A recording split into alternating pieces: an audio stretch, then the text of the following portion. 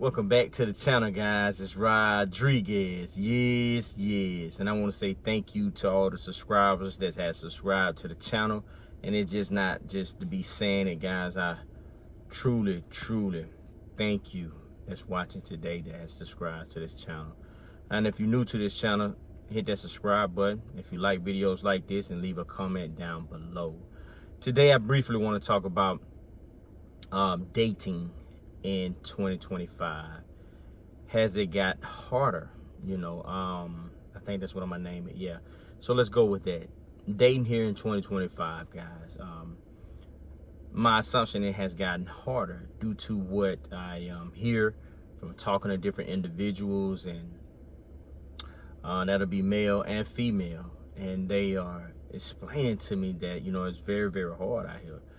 And I tell them, they're like, man, so they can't believe it. It's always a shock, like, you married? I'm like, yeah, I'm married, man. I've been with my wife now 19 years, and we've been living together 17 years, and we got 2 kids together. What? Man, please, man. That what? Man, that's impossible nowadays, man. And I can be relative to that. I understand now, due to the culture that the world has portrayed for this generation that's going through the dating process and things of that nature, with the social media platforms and things of that nature. It's just so easy to interact and be involved in different type of relationships and just have multiple partners. And now in 2025, it can be shocking. But and AI and things of that nature, people dating AI now, it's crazy. But I do say, that I started in an era, where, man, we had the right letters, man. If you had a girl out of town, you would, she lived in, she lived in Florida, you met on vacation, you would buy you some stamps, and you would send her a letter in the mail, man, and talk to her, because sometimes, you can't interact on those phones back then, because, people was in different places. And at that time, it was big house phones, and you can't tie the house phone up, you get in trouble, because somebody might be trying to call, and, by them calling, the line is beep, beep, beep. But anyway, I grew up in that era, and but my wife now wrote her notes, and man, just some Romeo Juliet type of thing, the real romance of love. And I came as that lion, I came as that leader to hawk her down, you know what I'm saying? Like, it was very beautiful, the day I met her. Like I say, love gotta be in you. And the day I met her, I didn't know it was her birthday. I brought her roses and a card. And later on, she told me, she said, you brought me those roses and that card. That was my birthday. I was like, wow. I know this was ordained.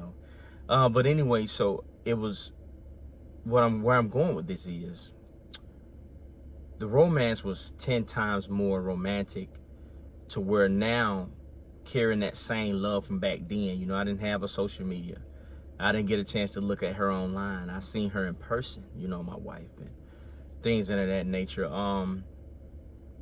So I didn't hawk her down like that, in the DM. I didn't do that. I caught her face to face, and hey, wrote her notes, and called her and things of that nature, right? So I can see where it has changed, and I want to help somebody. And what I see a lot of is the people being drowned down by the culture. The culture, yes, it's true, it's relevant, and I see what's going on myself. And it can be poisoning to old relationships. It can be poisonous to new relationships. But if God is the center of that relationship, y'all gonna be all right. You know what I'm saying? But if God is not the center of that relationship, he's not the head of any relationship, you're going to have some complications and problems. So I do say, you got to have a spouse that fear God, and you got to have a man that fear God as well. So with that being stated, y'all can make it through any storm after that. that y'all have to encounter. I don't care what it is. Y'all can make it through it because y'all both God-fearing people, right? And then most importantly, you know, to my fellas out there, keep in mind, I heard some say, man, hey, man, I got one more good one in me, man. You know what I'm saying? For this woman I come across. And I tell her, man, look here, remember, man, you know about sports, right? And I'm pretty sure anybody watching this video today know about sports, and male or female. And one thing about sports, it teaches you. I got my heart broke. I don't know about you. I got my heart broke. My wife didn't break it though, but it was before my wife, right? And so I got my heart broke, but I know it was something I had to learn to get together on my behalf for my wife that came in my life next. So what I want to say is, guys, keep in mind, God is working on you and with teams and like sports and things of that nature. You can win one game in 1 second on the clock, or you can lose a game with 1 second on the clock. I'm gonna repeat that. You can win a game with 1 second left on the clock, or you can lose a game with 1 second on the clock, right? I don't know about y'all, but every sports player can tell you, okay, yeah, with that game lost, we probably boo-hooed on the bus home, man. You know what I'm saying? Talk junk to the person that messed up, man, and should have gave it all in the game and blah, blah, blah. We feel bad, you know what I'm saying? We hurt, man. But at the end of the day, guess what we do? We go back and play the game. So what I'm saying is, don't let the game beat you. You keep playing the game. You know what I'm saying? Game of life, whatever there is, you got to keep playing. Game of relationship, you know what I mean? And keep winning. Or keep going until you win, if that makes sense. They talk about my Falcons, you know what I'm saying? I'm a Falcon fan, but they win some, they lose, but the majority of the time they lose. How can you stick with that team? I got to stick with that team because I know one day, they gonna win big, you know what I'm saying? So I say this to say this. Change your mind frame. Give out that trust again. Give out that love again, and if it get crushed, that's all right. God ain't using that in vain. Learn from that and move forward. Pay attention to the red flags. Don't ignore them. What they give you is real. You see what I'm saying? So keep that in mind. But I can see it's getting harder for you guys out here. It has gotten harder.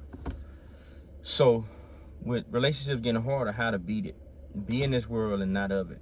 That's how me and my wife winning. We're in this world, but we're not of it. You know what I'm saying? We sticking to the love language that we have for each other, not what the world wants us to have for each other. So it can't be disconnected. So I encourage anyone out there to give love a try again, even though it's harder, even though it's like a maze, even though it's taking you, some time to try to find love and things. And I ask you, to my ladies out there, be patient. Be patient. It's okay. To my males out there, it's okay.